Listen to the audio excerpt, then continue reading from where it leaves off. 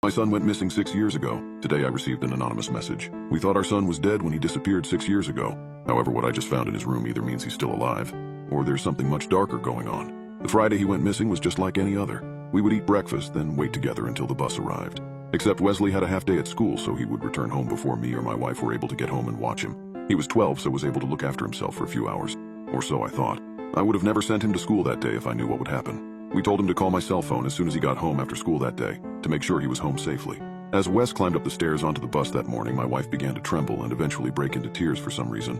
Neither of us knew what she was crying for, but we waved our son goodbye and both climbed into the car to finish off the work week. Maybe she knew something.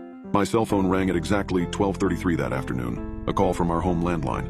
I immediately assumed it was Wesley, who should have just arrived at home. But when I slid my finger across the screen and answered the phone, the only thing I heard was the empty dial tone of our home landline. I called out his name a few times through my cell, but there was nothing. I tried calling back, but there was no answer. I thought nothing of it, assuming he just went outside to play outside. As I arrived home, the porch lights were on, which was our family's way of indirectly saying someone's home. Upon entering our house, I called out to Wesley to see if he was in his room. I got no response, so I assumed he was still outside in the woods, even 5 hours after his call. My kid always loved that fort that I built him. Kim began making dinner and I changed my clothes and went to the spot in the woods where my son and I had constructed his home away from home. It was starting to get dark, so it was a bit difficult to see through the woods. I spotted the light from his treehouse lamp on through the window and, as a dad should, began silently creeping up the short ladder nailed into the tree to scare the crap out of him. When I reached the top, I quickly swung the curtain door open and let out a roar in an attempt to scare my poor unexpecting son. However, after scanning the small room, Wesley wasn't sitting in his beanbag chair as he normally was. In fact, the chair and his entire collections of rocks, bugs, comics, and games were completely gone off of the wooden shelves. There was a single Skechers sneaker lying in the middle of the room facing the doorway. I walked over to pick it up and examined it in the light of the treehouse lamp. Nothing was unusual about it, but it was Wesley's. I peeked out the window, wondering where my son could have run off to with only one shoe. The darkness had started to creep over the entire forest, and it would be very dark in no time. I called out into the twilight several times with no response. He was probably waiting and hiding to scare me, I hoped. I called and searched for 30 minutes in the dark, getting no response.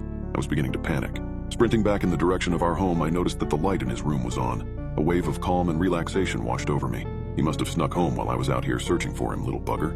I opened the back door and entered the kitchen, immediately greeted by my wife, asking about the shoe in my hand and where her little Wesley was. I explained what happened, and she told me he hadn't come home. Once again beginning to panic, I sprinted down the hallway to his room and flung the door open. The light to the room was off, and the interior was completely bare. I know that I saw his light on when I was returning home from the woods. I flipped the light on with my right hand, still clutching his sneaker with my left. The room was completely empty.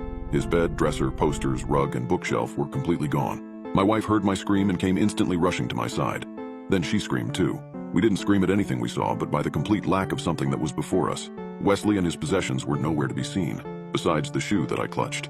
Examining it once more in the bare light of his room, a single word had appeared on the sole of his shoe, but only when viewing it in his room. The word didn't appear anywhere else in the house, only his room. The word "don't" was clearly visible in black block letters on its bottom. Kim immediately called the police and reported a theft, kidnapping, missing child, breaking and entering everything.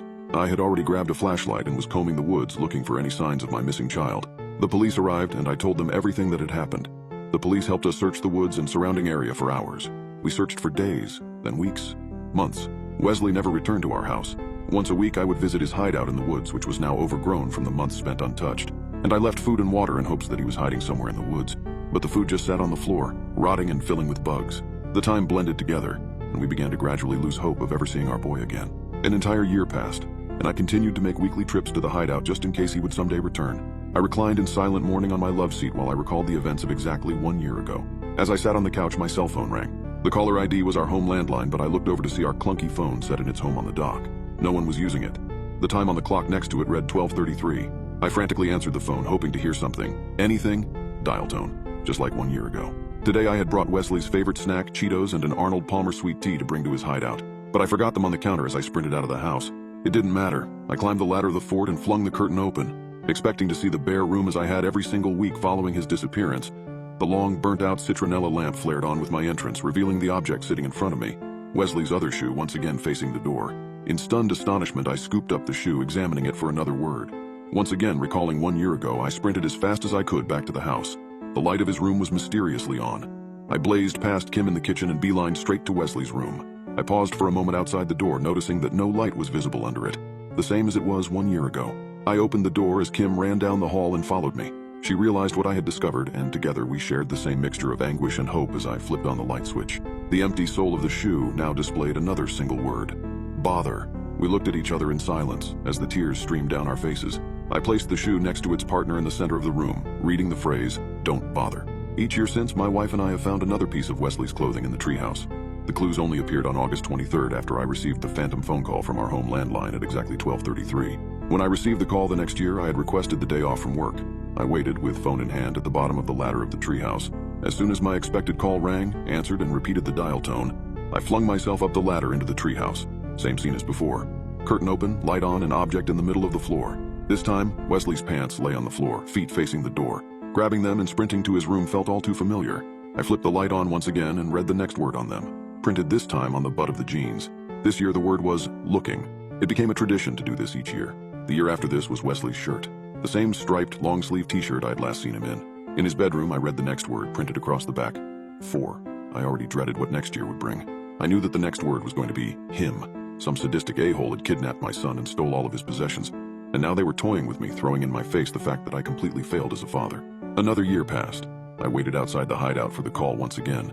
I stood on the tiny deck in front of the curtain until I received the call, but it never came.